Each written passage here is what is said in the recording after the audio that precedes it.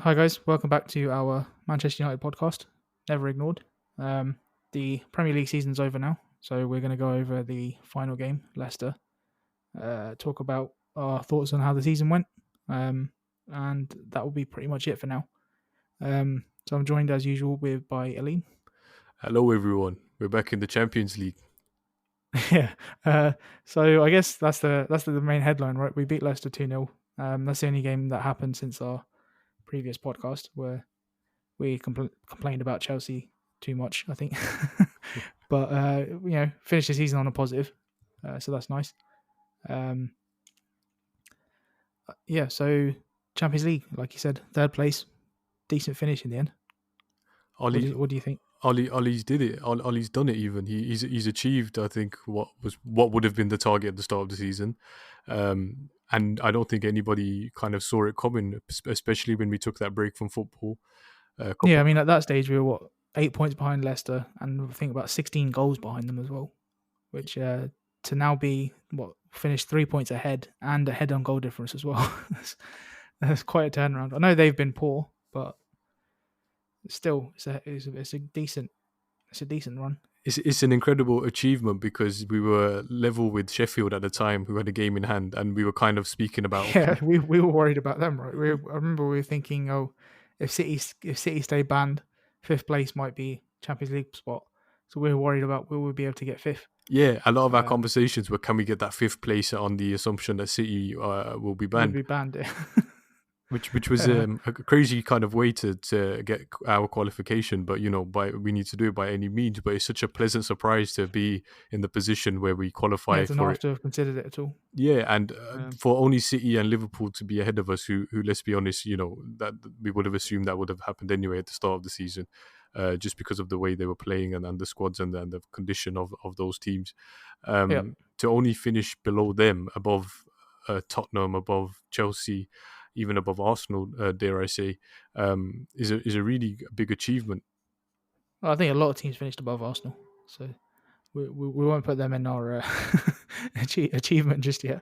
But yeah, no, generally, I mean, the only thing I'd say, I mean, if you put it into a bit of context with the points total, we got 66 points. We got 66 last year as well, and we finished sixth.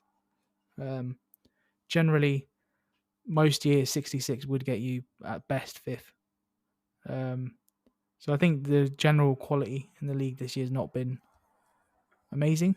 There But was that but phase again, it's where like the kind of the top four was lava, where Chelsea and United kept we'd have an opportunity to take the fourth spot and then we'd lose, and then Chelsea would yeah, lose so and there's then some we'd like lose. crazy stat like every 8 times Chelsea lost, and while they were ahead of us, and 8 of those occasions we failed to win after after their defeat. Um, so I think it was it's only recently that we've actually been able to capitalize on their slips, and obviously we mentioned Leicester, but yeah, we overtook Chelsea as well on goal difference in the end. But yeah, when you look back to even if we go back even further, this turn of the year when that defeat to Burnley, it was looking pretty grim at that point. A lot of the conversations Um, there were, is Oli on his way out? yeah, I mean it didn't look good. He kind of saved himself with the wins that I think it was in December against Spurs and City. Yeah. But then after that, it went back to being rubbish. And we didn't see where then Rashford got injured as well, right? So it looked like things were getting even worse. I think over the course of the season we were unlucky at the top of the pitch with injury. So Martial started off a lot of the season injured. Then when we finally got him back firing, Rashford had that back problem, and Rashford was in really good form as well Yeah, prior to that injury. So I think we were unlucky. So the break actually gave us a really great opportunity, alongside with most of the teams in the league, to get players back to fitness and have us firing. We had quite good options up top then when we had Martial, Rashford, and Igalo had come in. and Greenwood's found some form as well. Yeah, Greenwood. I think kind of that break really benefited him because he came back bulked up, and we kind of had that pre-season during the Yeah, season. he was used to the league a bit more by that point as well. Yeah, Yeah, I think you're right, but I think the only thing I'd say about that is guess we kind of knew at the start of the season that our squad was very thin. So and those injuries that if City had those kind of injuries, it might not have affected them as much for example. Like Aguero's been out for ages now, and they've had a really good record Yeah. since the lockdown. Obviously, they're weaker in maybe defense, but we're talking about the strike force. We knew at the start of the season that we didn't know how much Greenwood was going to develop, but we knew that losing Lukaku, even Sanchez, I guess, that we were going to be a bit short up top for a bit. Yeah, and fair play to and credit to Oli, because at the time he said that we won't be signing anyone because he's got faith in Rashford and Greenwood to kind of Well, Greenwood fulfill. in particular, it was a completely sort of like left field. Well, it was a bold move to Rashford's got Premier League experience, but at that point to back Greenwood over Sanchez is a bold move. But it's paid off. He scored 17 goals this season. I think Incredible. Sanchez has scored like four in total for United. So yeah, three league goals and one in the cup. So definitely Greenwood's had a better impact than he has. He has, and we saw And it's actually been on the position that we wanted Sanchez to play on, that right wing sort of thing. Yeah, He's not actually been playing as a central striker. I think because he's got that two-footed capability, he's played so well on that right wing. Yeah, he can play anywhere on that front line, I think, because like you said, he's so two-footed. Some of the strikes he's been hitting with his right foot, you're like, how is that? You start to think, how is that his weak foot? But yeah, he's definitely been alongside Bruno. He's probably been the star of the post-lockdown period. I had an interesting point to cover. So in the last few seasons, this Sir Matt Busby Player of the Year award, it's gone kind of De Gea a couple seasons, Herrera, Shaw. Herrera got it as well. Yeah. This season, I was kind of trying to think to myself previously, who would get it this season? And it's nice that I'm actually asking myself who would get it rather Who than would get it, because there's usually one standout. Or last year, basically, who wasn't the worst. Yeah, who wasn't the worst? Yeah, exactly that. Last year was literally who wasn't the worst. Whereas this year, I kind of thought, there's a few candidates. There's Rashford, Bruno, Martial. So there's a few candidates there, and even Maguire's got some kind of stake because he has played every single minute within the Premier League, and the difference in the amount of goals we've conceded this season compared to last season, I think is something like it's at least 20 less, which is a really positive statistic. Yeah, I think it's like 56 to 36 or something like that. Yeah, it's a really positive statistic, and also credit to him as well, because he's played every single minute in the league, it's not easy, which to is do. crazy. Yeah, and we there was a point where we thought he wasn't going to play for the rest of the season when he got that hip injury. yeah. Which people seem to forget. He got this hip injury, and then he's just suddenly miraculously still carried on playing every single game.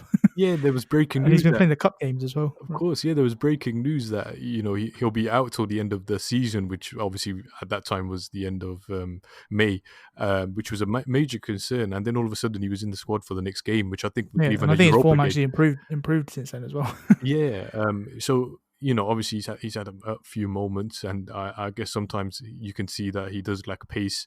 But as a defender, in his defending ability, he's been pretty superb. I don't think he's made any kind of major mistakes. I don't know if you count the own goal against Chelsea, he's unlucky, but yeah, he's been very, very solid and consistent, and I think that it's rubbing off on Lindelof as well. I think Lindelof's decision making, especially against Leicester, I thought that was his best game for a while. I think he's probably man of the match for me against Leicester. Yeah, he had an incredible game. When you consider he's playing against the top scorer in the league, there's many of the defenders that failed to defend against Jamie Vardy. Yeah, but he had a really good game. Vardy was pretty quiet. I mean, he had that header that hit the bar, but that was like a half chance. That was a speculative one. But yeah, he had a very good game, and I was a bit concerned actually because Maguire picked up that yellow card very early, and I just thought, really early. I thought, no, now if you make a mistake, you're off, and that just throws a huge spanner in the works. But I'm glad there was that moment where he looked like he was going to pull the shirt. He thought about it. You saw he thought about it. Luckily, he's sensible enough. He's remembered. Oh, I'm on a yellow. I'm not going to do that. I think centre backs we've had in the past, like Rojo, etc. Probably. Well, although Rojo's never been sent off for us, surprisingly, but you could see him sort of maybe not making that smart of a decision.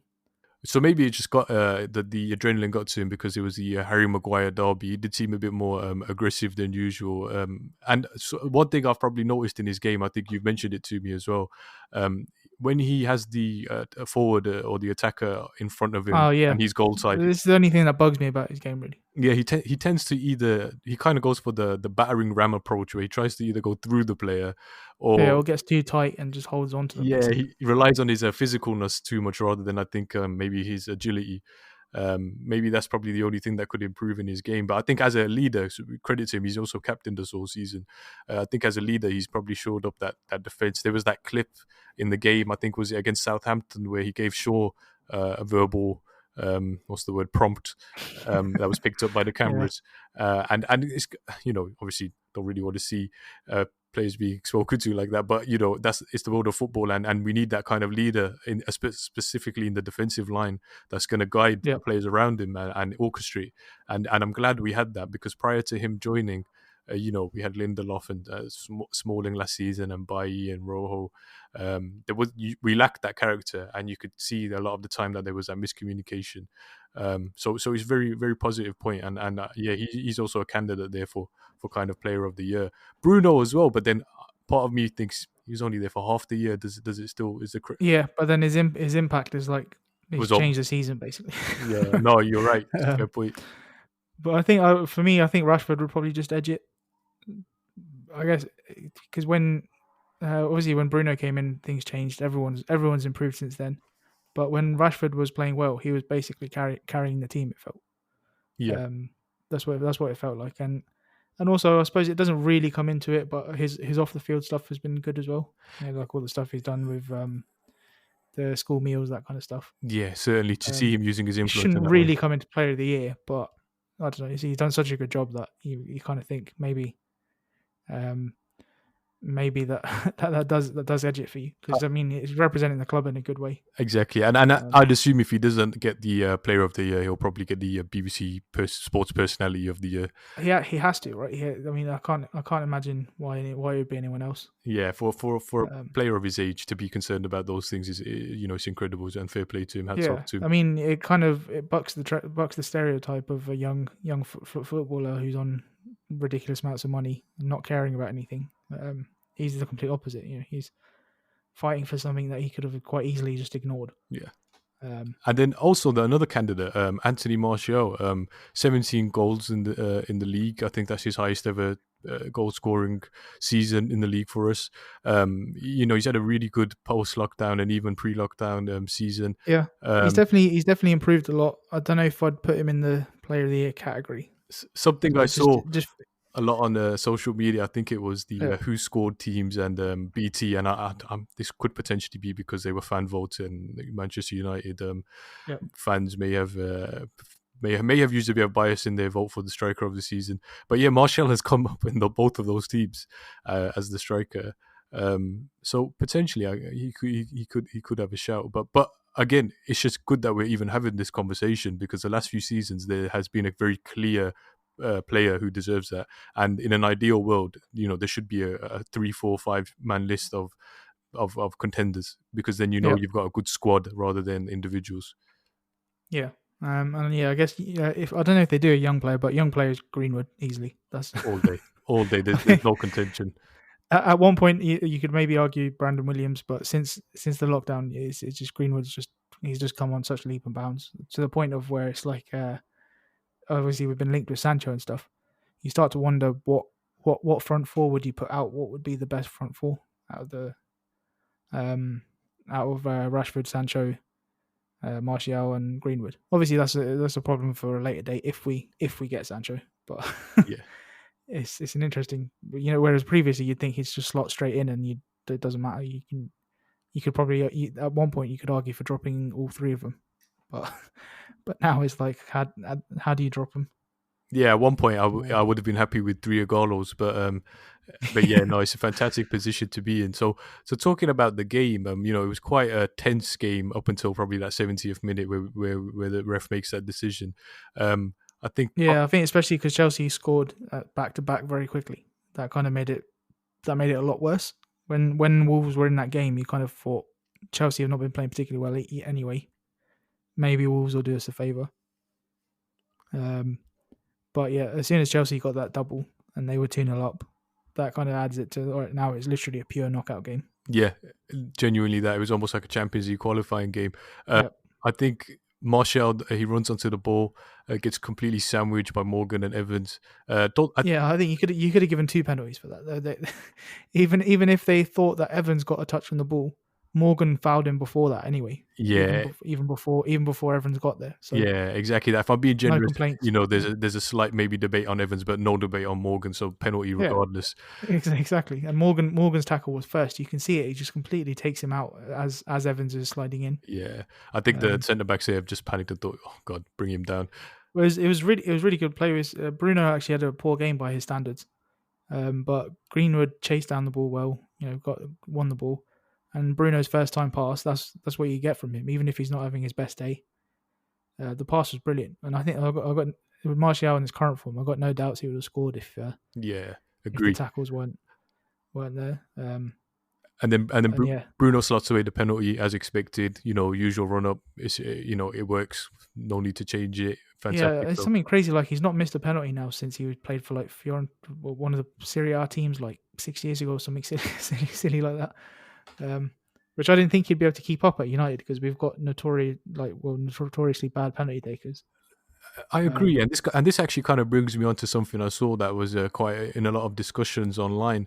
Manchester United keep getting penalties. Bruno's a stat padder; he just keeps scoring penalties. But I think scoring a penalty. Look at the problems we had before Bruno came in, and exactly. Pogba and Rashford. They were missing pens, and that was the difference between 3 points and 1 point or none. So scoring penalties is it's a very valid skill and a very valid tech. Which we need. Exactly that, and Um, and and it's delivered a lot of 3 points to us, and it's exactly what we need. And people have debated, and I've seen a kind of montage of all the pens that we've won, and pretty much all of them were penalties. Naturally, when you've got fast, quick players, and Manchester United yeah, generally have three they're of those. getting in the box, which they weren't doing recent before Yeah, that. You're going to get more penalties. exactly. You're forcing defenders into challenges, and you're naturally just going to win more penalties. So Yeah, I'm really happy about that. And again, we can't downplay the crucialness of scoring these penalties when you literally go to penalty shootouts to decide World Cup semi-finals. It's a skill which is very valid, and I'm glad penalty or 30-yard banger at the end of the day, that goal still registers on his record. So he's still a very very good job from Bruno to have yeah. dispersed all of those pins. So in his entire career, he's missed two penalties. Very interesting.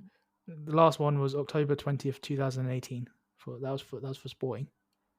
And then previously before that, it was in 2016. so, so it's been a while still. He's approaching 2 years without missing one. No, it's fantastic. It's a good record, Um, and it's good to see that yeah, he's composed and clearly doesn't let pressure get to him, which is fantastic. Then the next probably crucial moment in the match is Evans decides to just launch himself at McTominay. yeah. I Um, kind of felt by that point, Leicester had spent. They were spent. They did start attacking us quite a lot after the goal. But I kind of felt, yeah, when Evans got sent off, they'd kind of exhausted all their opportunities. yeah, Um, I think but they it was a made bad challenge, and he was on a yellow anyway. So it was even yeah. if you could argue it, maybe it wasn't a straight red, which I think straight red was fair. But either he would have been sent off regardless. Yeah, I think Um, they'd made their attacking substitutions to that point, so obviously their intent was scoring a goal. I think yeah, probably the pressure of them needing at least maybe a draw to get something out of the game long term has got to him, and he's just flown in. Red card all day. Johnny Evans, ex Manchester United, can't say I wasn't upset to see a Leicester player sent off because it benefits the team, benefits us going for a win. Jesse Lingard, all credit to him because he comes on and there's a lot of conversations about whether he'll be in the team next season because he hasn't had a particularly good season this year. And fair play to him because he's come on and he's completely made that goal for himself.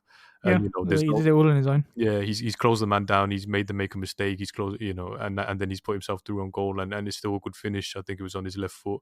I was happy to see him score because that could potentially be the goal that keeps him at United. And I think as a squad player, he offers something, and he's given a lot of his life to the club.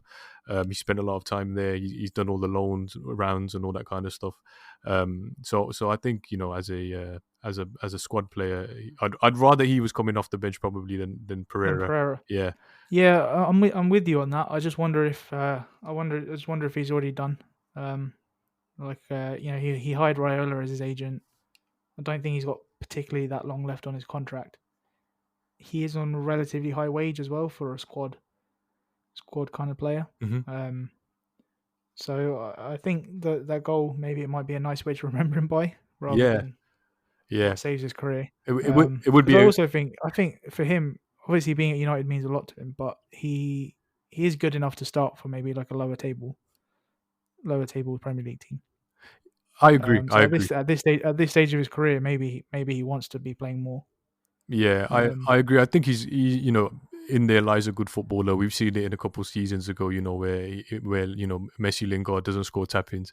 Um, yeah, so, so, exactly. He used so to score some screamers and quite regularly as well. yeah, so he's clearly got the ability there, and you're right. I think at probably a non-top six club, he could be starting week in week out, and he seems like the kind Yeah, of player that benefits from starting week in week out as well, rather than the odd 20, 30 minutes on the end of a game every other week. So whatever he decides to do, I'm sure will be best for himself. Um, I'm just incredibly glad that at the end of that game we've qualified for the Champions League. I was quite pleasantly, sir. It was pleasant to see Solskjaer's interview after the game, which kind of was like, look, I don't really entirely care about this game. I want to speak now about the next season and Champions League yeah, and that kind of stuff, which is, I think, the correct attitude. And it's an attitude we've seen in Solskjaer throughout his career. Even if we've battered a team, he's never kind of stood there and gloated or smiled too much about it. He's kind of always thought, okay, what happens next? How do we build on what we've just done? Or how do we learn if we've taken a defeat? So I'm really happy that I think he's got a good attitude, and you can clearly see his attitude is more long term. Whereas previously, I think, well, particularly under Mourinho, you kind of always knew, even if he had a crazy success at United, somehow won us a league or something, he was always going to move on. He wasn't there to say, I want to see this team succeeding for the next 5 years or whatever. And I think Solskjaer, in line with his transfer strategy as well, which arguably might not be his, it could be further up in the club, but just the attitude from the club in general, you can see that the strategy is going more towards long term, signing young players, kind of in the traditional United sense of what our transfer targets will be. Um, yeah. so I'm And excited. you mentioned Mourinho. I don't know if you saw his celebrations of Spurs finishing I sixth. did see that, and I thought to That was myself that, oh, how the mighty have fallen was the thing that came to my mind, because I thought, I just found it bizarre. I know he tried to convince us that finishing second was one of his greatest achievements at United, which I kind of believed him for a while. Um, but seeing the way I mean, yeah, Spurs were 14th when he took over, so they've done well to get to sixth. But the way he was jumping up and down with his staff and yeah, I kind of hugging thought them to all and stuff, myself, it was really strange. this is a team that played the Champions League final the season before. Exactly. This time last year, they would have been the Champions League final, right? Yeah, and they haven't lost any of those core players. So it did make me question, because I did see him celebrating. I saw him jumping up and down on the Yeah. touchline more so than Ollie was celebrating the qualification for the Champions League when Yeah, I think his neck Ollie was on the handled it line. properly. And it's like Maguire said as well. That's the minimum expectation. Exactly. I think Ollie handled Um, it the way Sir Alex used to. You never really saw him going crazy. I think other than that bloody old clip from when Bruce scores the header against Sheffield, but you never really saw Fergie going, jumping up and down There's on the that, pitch and for the also I was cameras. watching. ITV was showing the Champions League final from '99 last night for some reason, which I enjoyed watching. Yeah, And yeah, that they got the equaliser with the pretty wild celebrations at that point. But yeah, I know what you mean. Generally, I mean, you never see him celebrating third or no, you know, not I mean, at all. he never finished any lower than that. He would have had a face like thunder, that chewing Yeah. excessively, which is good though. That was the standard we were at. But yeah, I'm really excited now for the Champions League next season. Do we have to play a qualifier, or are we straight in? I can't remember if it's fourth Um, place that has to do that or third as well. I think they scrapped qualifiers for the Premier League. I think that the coefficient is high enough now where all four go straight in. Okay, yeah, that would make I sense because there think, was no mention of a qualifier. So yeah, good stuff. but I think if we win Europa, then we get seeded higher. Yes, that's what I saw. So So we would be third seed at the moment because it is literally just your league position. Um, I think I'm not 100% sure in these, but I think if you finish, so like Liverpool will be first seed, City would be second, we'd be third. So we could still get some big teams. Um, like Barcelona would be a second seed, for example, because yeah, they came second. So there's still some potential big teams we could get in the group. So I think winning the Europa League pushes us up on that list. So it's still worth doing. And obviously it's a trophy. But yeah, we just have to wait and see, I guess. Do you think that? And I know we're going to cover the Europa League in a future podcast closer to the time, um, but do you think? What do you think the strategy should be for this Europa League kind of mini tournament? Do we go all in for it, or do we say do we treat those players and say, you know what, Premier League resumes 12th of September, we'll take a break. You're going to need some time off. Well, so actually, they've agreed that every single team gets a minimum 30-day break. So depending on how far we go in the Europa See, League, even though the Premier League starts on the 12th, we won't start till 30 days after our last game. okay. And traditionally, I wonder, is there going to be pre-season this year? There might be maybe some behind closed doors friendlies that took place over this lockdown period as well, where we had those kind of two Yeah, I 60-minute think games. friendlies will probably be out of the question, I reckon. Maybe just inter squad stuff, probably. Because although we won't be starting till 30 days after our last game, everyone else will be. So yeah, it's going to be an interesting one. Yeah, certainly. It would be interesting. It'll be interesting once the league resumes to see, are we going to be sloppy or will all the teams in general be sloppy? Because I don't think anyone will have any sort of preseason. It will be a very interesting one because you generally see that kind of first game week, second game week, kind of unsharpness, and that is with a preseason taking place. So it will be very exciting. But I guess it will be a level playing field across the league regardless. Yeah, it'd be interesting. I mean, yeah, Liverpool are going to have a longer rest because obviously they're out of the Champions League. So they're done already. Are you sure they're the Champions League? We've seen a lot of pictures of Virgil van Dijk posing with the Champions League and the Premier League. It's strange, right? They're trying to act like they won it in the same season, which I believe there's only one club who's done that twice. So I don't know why they're acting like they did that. I've seen a lot. Yeah, even Liverpool fans, they've been putting it as their cover photo, the Champions League and the Premier League together. And it's like, okay, yeah, a bit of a strange one because then I don't know if we'd have grounds in the 2000 seasons for Fergie to pose with about 5 trophies. I was going to say, just put everything. Yeah. But I guess even like around 2007, 2008, you could put a good 4 or 5 trophies together. And I'm pretty sure we could have technically assembled a treble. Did we win an FA Cup or a League Cup around it? Community Shield. That's a trophy according to Mourinho, right? It's a Chevrolet Cup. Yeah. So yeah, interesting one. I guess different clubs, different mentalities. Leave it at that. But yeah, I guess so. The Europa League, I think play whoever you want against Lask in the first leg. We decided we're not going to really preview that because it's the most pointless game in the history of football. It really is, and no disrespect, I'm pretty confident we don't have any LASK supporters that listen to the podcast. But yeah, it is an extremely pointless game. 5-0. Yeah, I mean, we just meant in the context of coronavirus and stuff as well. Sending Lask out to Germany just really seems completely unnecessary.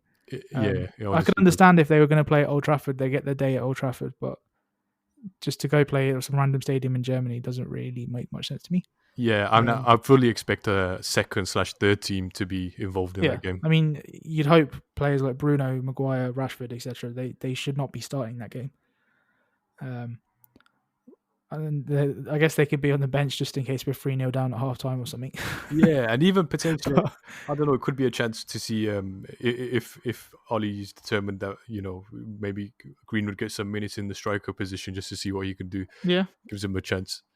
Yeah, I mean, he's not started. He's played a lot of games, but he's not started as many as the others. So yeah, give him a go. You'd expect Igalo to play that kind of stuff. But yeah, I wouldn't expect too much out of that game. But then yeah, for the rest of it, you just treat it like, I guess, it depends who we play. We I don't know much about Istanbul Başakşehir, but apparently they won the Turkish league, so they must be reasonable. Yeah, they're the Turkish league champions, and a couple names in their squad actually. A few ex-Premier League. They got I think Demba Ba from Gael Clichy. Yeah. I think there's one other that I'm missing out, but yeah, they've got a few old Premier League boys in their team, and they're league champions of in their domestic league. So yeah, so they must be a reasonably good team. Yeah, exactly. They must have something in them if they're beating the likes of like Galatasaray and Fenerbahce to the title. And then there's the obviously infamous possibility / inevitability that we'll play Wolves in the semi-finals. Yeah. So yeah, I mean, I think we can enjoy it a bit more because we've got the Champions League qualification secured. It would have been a nervy tournament if we still had to to fight for it. But obviously, a trophy's a trophy, so we want to go out and win it. Exactly, trophy's a trophy, and also that bump up in the seeding would Yeah. probably benefit us when If it if came I to group stage. if I didn't make that up, I might have made that up. So so, so if that's a real thing, then that's worth playing for. Yeah, Um, exactly that. And then also another thing to mention, this qualification for the Champions League, it all of a sudden boosts our attractiveness for potential transfers, i.e. Sancho. It looks like the green light is going ahead. Well, it looks like the momentum is picking up on Sancho. As of recording on the day that we're recording this podcast, is currently main headline news on Sky Sports. Potentially a slow news day, but anyway, main news on the Sky Sports platform that the Sancho deal is picking up. It looks like we're the only team that have any serious interest in him, potentially because of his high price. It looks like there's kind of a battle going on between what price we settle on, and the personal terms aren't an issue because Sancho is very keen to make the move over to us. So very promising. It does look incredibly likely that we will be signing him. yeah, I think to be honest, for me, I always take these things with a pinch of salt after how things have gone in recent years. Um, I think it does seem likely that we'll sign him, but I also think it could be likely that he ends up signing a new contract at Dortmund, just because that's the way some of these things have gone in the past. Yeah, no, Um, I wouldn't blame you. There's been quite a few instances. I think Ramos, Fabregas, a yeah, couple of players kind of just use this for bops in contracts. But I don't know. It does seem like he's got a genuine intent on returning to England. I've seen some quotes that he's homesick, which is understandable, right? He's a young guy. Probably does want to be back closer to home, and also he's previously been in Manchester, obviously with City. So he's probably got some kind of fondness of the area. So it's incredibly interesting. And then on the topic of transfers as well, probably worth a mention because he probably won't be mentioned again. Sanchez off to Inter looks very likely. Inter keen to sign him to get his signature, which is a good news for us, yeah. right? I just got a horrible feeling that's going to fall apart because of the wage. Yeah, they'll see. Look, the wages he's earning an incredible amount from United, Yeah. but hopefully it doesn't fall apart because I don't want a situation where he's just sitting on the bench, potentially training with the reserves, collecting a Well, nice salary. yeah. I mean, maybe he's been a bit better since since he's returned for Inter. So I don't know, maybe he could be a depth option for us. I don't know. But Yeah, I again, think. it's the same thing with Lingard. Do you want to be paying a depth option for that much money? Yeah, exactly that. I think he And scored. of course, you've got to question his attitude as well, because obviously it seems like he fell out with Greenwood, Yeah, and that was one of the reasons I think why he left in the I first think he place. But scored a 3 in 8, and I don't know if that's 8 in the return from football or just 8 appearances because I know he was injured for a hell of a I think long he's time. since the return, and he's got 6 assists as well. Yeah, so kind of decent statistics, but again, I But wouldn't take the the gamble. question, yeah, and the pace of Serie A is a bit slower than the Premier League. So it's not a surprise really that he is more suited maybe to that um, to that league. But yeah, I mean, I still kind of want it to work out for him at United. I do have a shirt with Sanchez and 7 on the back. And he did have the greatest ever reveal of a signing. Yeah, and I enjoyed the piano. But he scored at the Emirates in a win, so I'm going to put it down as a success regardless.